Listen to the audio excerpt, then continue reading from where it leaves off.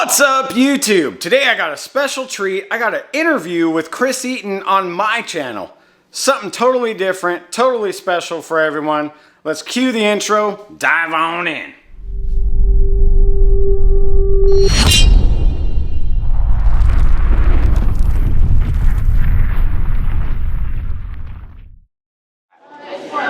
So what's your take on the ball python recession? You've lived through a couple of them. This will be my first one.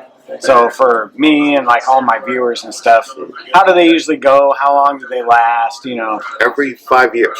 Every 5 years? Every 5 years. It drops down for about a year or two, and it weeds out all the shitheads. You know, it's just we kind of. It sounds fucked up to say, but we kind of need. Oh, yeah. Put that over here this way. Maybe you could get the sponsorship. It weeds out all the people who are just putting out shit. And it seems like there's more of them this time, but that's just because of all the COVID people that got into it, you know. So I think it's a necessary kind of what do they call it? When like the deer population gets wiped out every couple of years, and it's like culling the herd. Right. Getting Exactly. all the weak links out. Right. And I've noticed that. Because I got in almost a year before COVID. I wasn't even quite at a year of like branding and stuff when COVID hit. But I noticed a huge influx then, and I've already seen like at least half of those people disappear. Doing collection sales. Before the recession. Right, yeah, So, yeah. Well, there's guys that you hear from that come in like gangbusters, right? Yeah. Like that McGuigan Morphs, I think. Yeah, they're gone now. Yeah. You know, when we were doing it, it was two pilots named Mojo Pythons, and man, they were out 6 months after they came in, when the first recession came about. You know, so it's not even the first one. You know, even when I did it, there was probably 8 or 10 previous, reptile recessions before we even got into the whole thing. It's just what happens, man. It's just you can't help it. There's gonna be that influx of people who think that they could get rich off $600, $800, $1,000 snakes, and when they realize they can't, like this is what I say on the show all the time. I'm like, these younger people don't know how long 2 years is, right? You know, because there's people that came into it during COVID, and like you said, half of them are getting out already. They haven't even grown up, their females yet. Right, they never even got a chance to like give it a good shot. Right, but they all got stickers, they all got logos, they all got Morph Market pages with nothing on them. Mm-hmm. So, I mean, just the fact that there's 50,000 ball pythons on Morph Market kind of tells you everything you need to know. That's a lot of ball pythons. Yeah, 50,000 in this country, or I think it's this country and this continent. It's North America. So us in Canada. Right. Yeah. The Canucks. Yeah. Which they aren't doing shit. I mean, for every 100 breeders here, there's probably one in Canada. Now, most of the 50,000, their portion is probably a lot of them is Billy, because Billy probably has the highest production. Billy probably has 1,100 on Morph Market right now. So yeah, it's just going to happen, and the people that could ride it out and buy some of these collections for cheap, they're going to be the ones that are killing it, 2 years from now. But they got to get through the 2 years. They got to have real jobs that they can afford to pay for their animals with, because they're not going to be selling much. So yeah, I think Ozzy said, I'm misquoting him, but Ozzy said something like, you can't lose as long as you don't quit. Right. Like if you can weather the storms and keep on going, you're going to win. Right. So, and that's the way it is.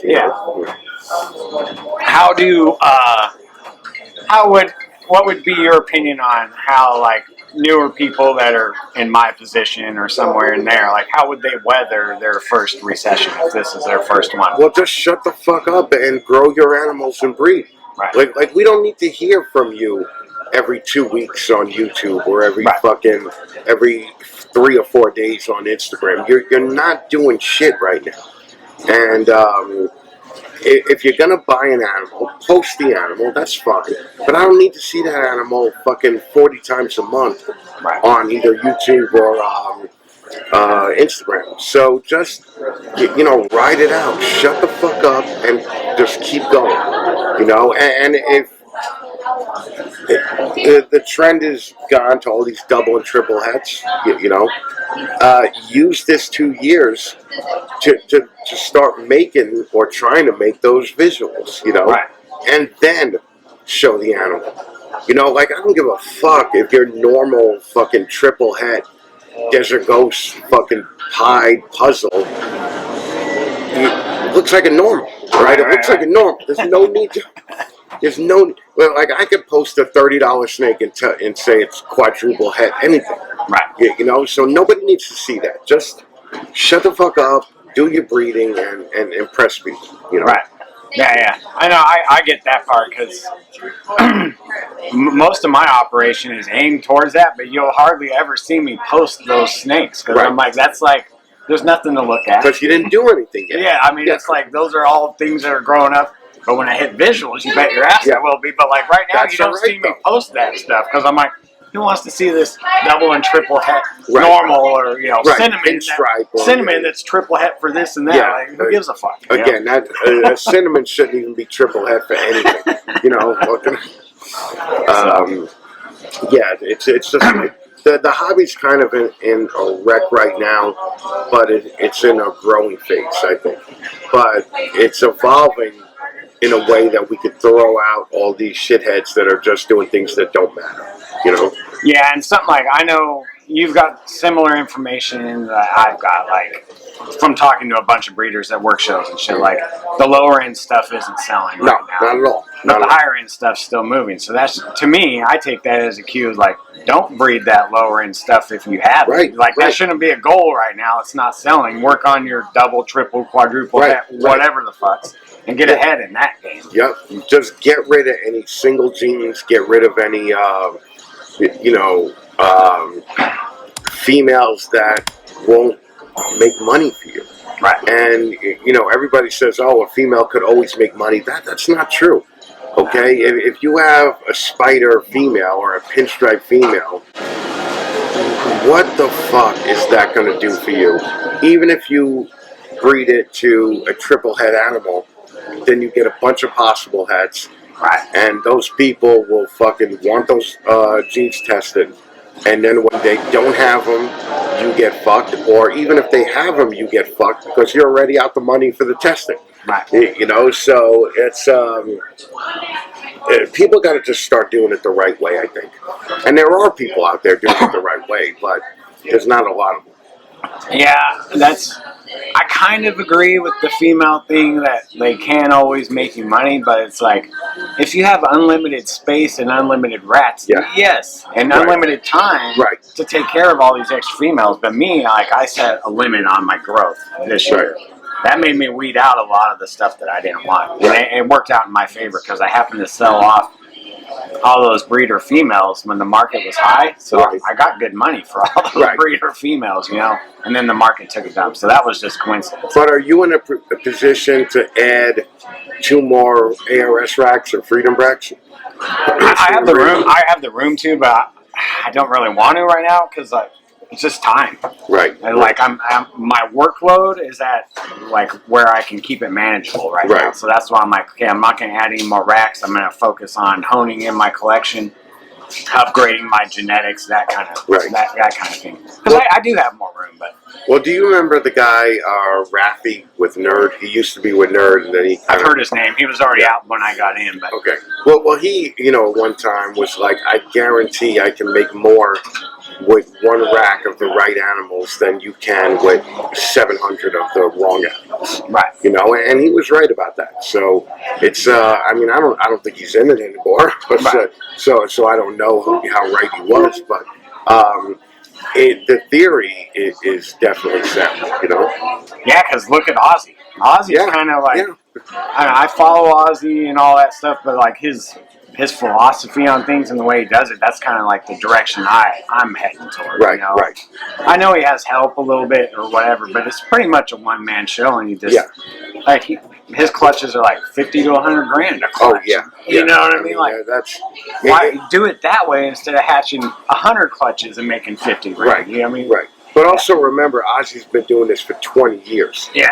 And Ozzy's definitely seen more recession sessions than I have. So if Ozzy cracked the code, a lot of people could crack the code, you know? And that's just the way it has to be done. Like, I can't wait to go to a show in the next 2 years where it's not majority ball pythons. Well, I know some of the people here in Tennessee have got out of ball pythons and are heading over to like boas and some other species. So, I mean, I think that's good too, because they're still in the community. Right.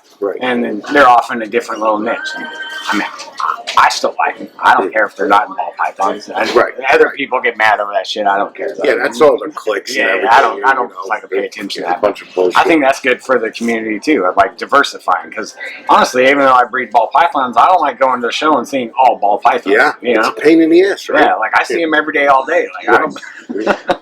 That's what I'm saying. It's nothing new. You know? Yeah.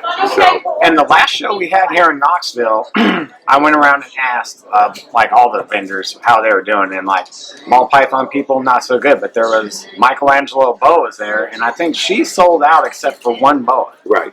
So like everyone bought boas actually. Right. And everybody will buy different species. Right. Everybody will buy product. Everybody, you know, even if you do sell ball pythons, get a reptitip fucking representative there, and you know, sell reptitip, you know, for one show. Sell redline for one show.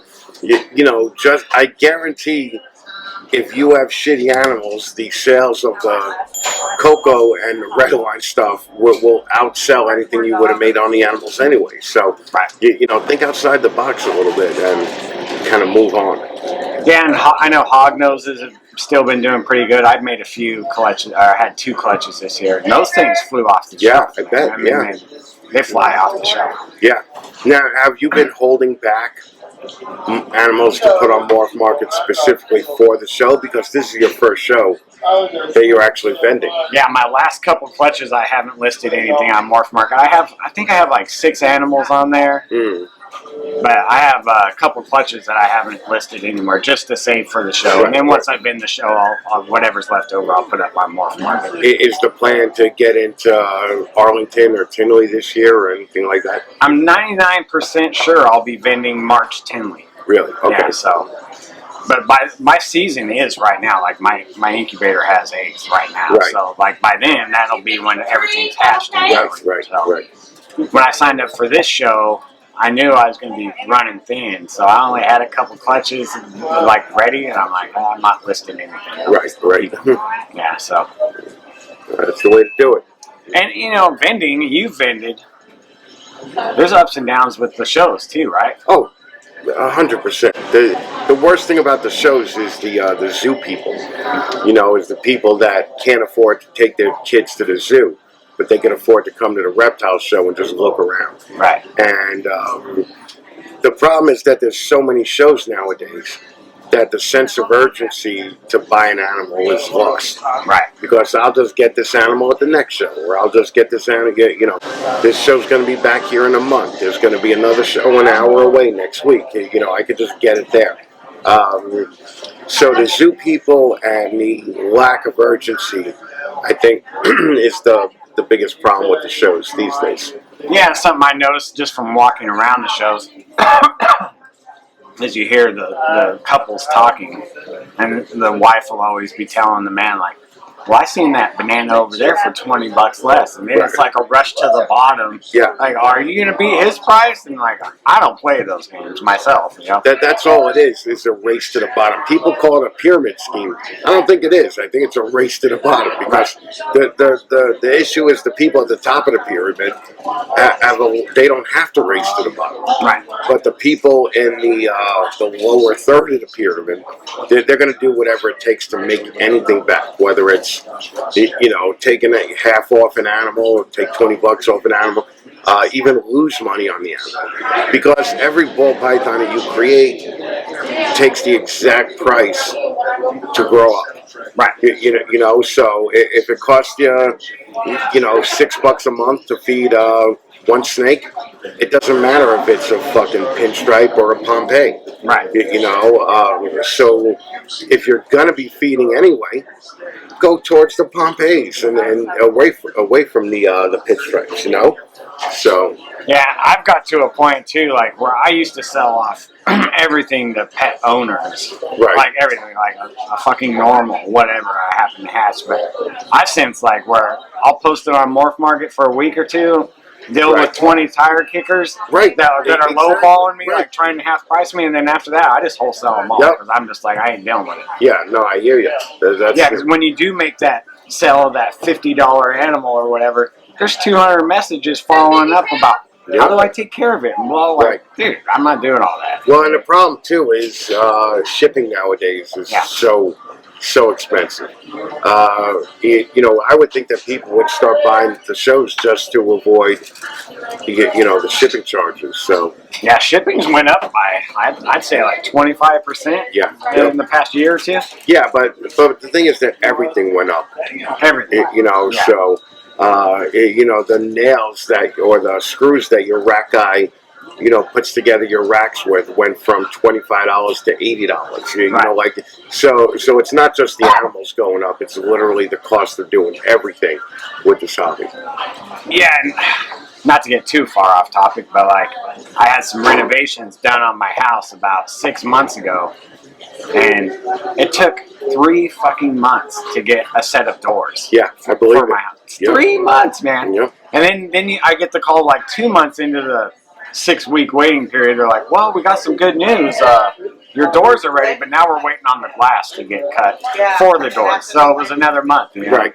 So, like, what you're saying is true. It's everything, everywhere, not just reptile industry or just shipping. You know? Right.